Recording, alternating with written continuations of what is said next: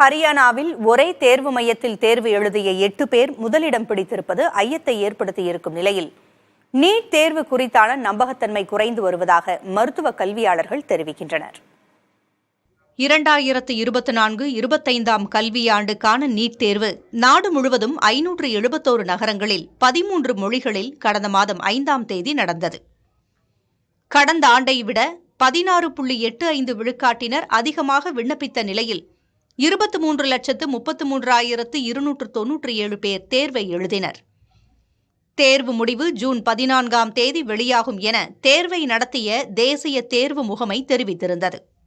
ஆனால் ஜூன் 4ஆம் தேதி திடீரென்று நீட் தேர்வு முடிவுகள் வெளியாகியுள்ளன. நீட் தேர்வில் 13,16,268 பேர் தேர்ச்சி பெற்றுள்ளனர். அதாவது 56.4 விழுக்காட்டினர் தேர்ச்சி அடைந்திருக்கின்றனர். மொத்தம் 720 மதிப்பெண்களுக்கு நடத்தப்பட்ட நீட் தேர்வில் நாடு முழுவதும் 67 மாணவர்கள் முழு மதிப்பெண்களை பெற்று முதல் இடம் பிடித்துள்ளனர். ஹரியானா மாநிலத்தில் ஒரே தேர்வு மையத்தில் தேர்வு எழுதிய 8 பேர் 720ற்கு 720 மதிப்பெண்கள் பெற்றுள்ளனர். ஒரு கேள்விக்கு தவறான விடையளித்து மைனஸ் மதிப்பெண் பெற்ற 44 பேரும் 720 மதிப்பெண் பெற்று முதல் இடத்தை பிடித்திருப்பது நீட் மீது நம்பிக்கையின்மையை ஏற்படுத்தியுள்ளது.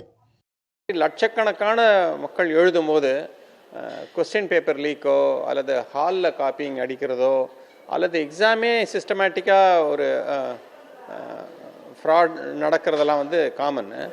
இந்த மாதிரி 67 பேர் ஃபுல் மார்க் வாங்கிறது, அப்புறம் 8 பேர் ஒரே சீக்வன்ஸில் ஒரே ஸ்டேட்லேருந்து மார்க் வாங்கிறது, அதுக்கப்புறம் 719 715ன்னு கால்குலேட் பண்ண முடியாத மார்க்குகள் வாங்குறது, இதெல்லாமே சந்தேகத்துக்கு உட்படுறது.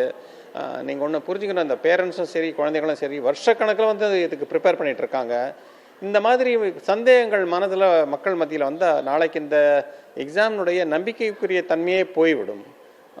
இந்த 67 பேரை கூட நீங்கள் பார்த்தீங்கன்னா அதில் 14 பேர் தான் பெண்கள்.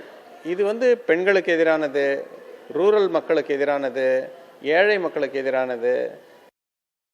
சுமார் 1 லட்சம் MBBS இடங்களுக்கு 13.16 லட்சம் மாணவர்கள் தகுதி பெற்றுள்ளனர். பொதுப்பிரிவு மற்றும் EWS மாணவர்களுக்கான தகுதி மதிப்பெண் 720ற்கு வெறும் 164 மதிப்பெண்ணாக இருக்கிறது. அரசு மருத்துவக் கல்லூரிகளில் சேர்வதற்கான கட் ஆஃப் மதிப்பெண்கள் 2023இல் 600இல் இருந்த நிலையில் 2024இல் 660 மதிப்பெண்களாக உயர்த்தப்பட்டிருப்பது பலரின் மருத்துவர் கனவை சிதைத்திருப்பதாக கருத்து முன்வைக்கப்படுகிறது. நீட் தேர்வில் முறைகேடு நடைபெற்றது குறித்து தமிழ்நாடு மருத்துவத்துறையின் சார்பில் தேசிய தேர்வு முகமைக்கு விளக்க கடிதம் கேட்க உள்ளதாக மருத்துவத்துறை அமைச்சர் மா. சுப்பிரமணியன் தெரிவித்திருக்கிறார். நீட் தேர்வில் மட்டும் 720க்கு 720 என்கின்ற வகையில் மதிப்பெண் பெற்றவர்கள் 67 பேர். இதுதான் மிகப்பெரிய சந்தேக புயலை கிளப்பியிருக்கிறது. 2000ஆவது ஆண்டு ஒருவர் மட்டுமே அந்த 720 மதிப்பெண்களை பெற்றிருந்தார். 2021ஆம் ஆண்டு 3 பேர் அந்த முதல் மதிப்பெண்களை பெற்றிருந்தார்கள். 2022ஆம் ஆண்டு ஒருவர், 2023ஆம் ஆண்டு அதாவது கடந்த ஆண்டு நம்முடைய விழுப்புரம் பகுதியைச் சேர்ந்த ஒரு மாணவர் உள்ளிட்டு 2 பேர். ஆனால் இந்த ஆண்டு அது 67ஆக இருக்கிறது. அதனால்தான் இப்போது சந்தேகம் வலுத்திருக்கிறது.